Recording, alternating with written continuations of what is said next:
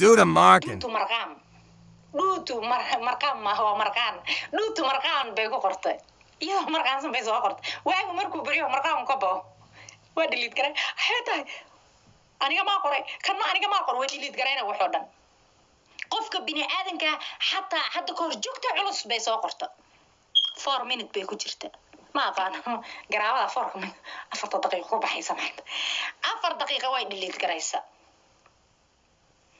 waxay soo qortay hadda koor ayadoo caayaysa qays oo leh buraanburada laxanka saartay muusiga saartay dharara 2 hours 13 minutes and 33 seconds buu ku jiray waa dhilid garaysa marka gabadhan annaga ma dulqaad waa dulqaadan mayno gabadha markay marqaantay inay social media inta soo gasho saa balaayo in jaas noogu sayriso hadhoona dhahda reactiga aniga xaa dhacay maya no ma ka qaadanayno aniga li soo deystay hadii walaal macaan adoo qabiilkaaga oo dhan ee xumaatada kugu raacsiin garab ku sacbatumayaan ciidahan ana isoo deysteen Soomaali Maxamed ana ikas wallahi horta wallahi oo bilaahi oo tallahi saddex sano ilaahay mata gabadhaas waxa ogaaday inay qabiilista tahay anuu nabad iyo nolol baa ahaa waligay nabad iyo nolol baa isla ahayn farxiyo daba yari aniga nabad iyo nolol baa isla ahayn waxa isla taageeri jirnay Xasan Cali Qeyre radiyallahu anhu aniga ilaa hadda aan taageersanahay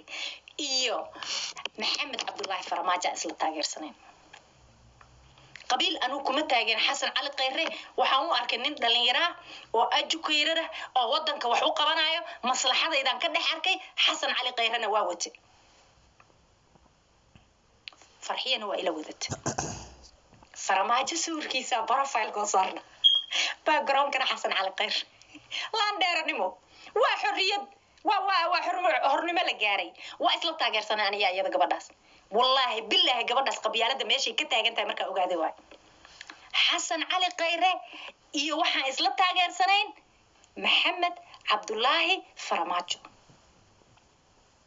madaxweynaha dalka markaan isla taageersanayn ba waxa dhacday ra'iisul wasaarihii in booska laga saaray waxa la keenay ra'iisul wasaaraheena noo jooga hadda qeyr Allah siiyo roob la keenay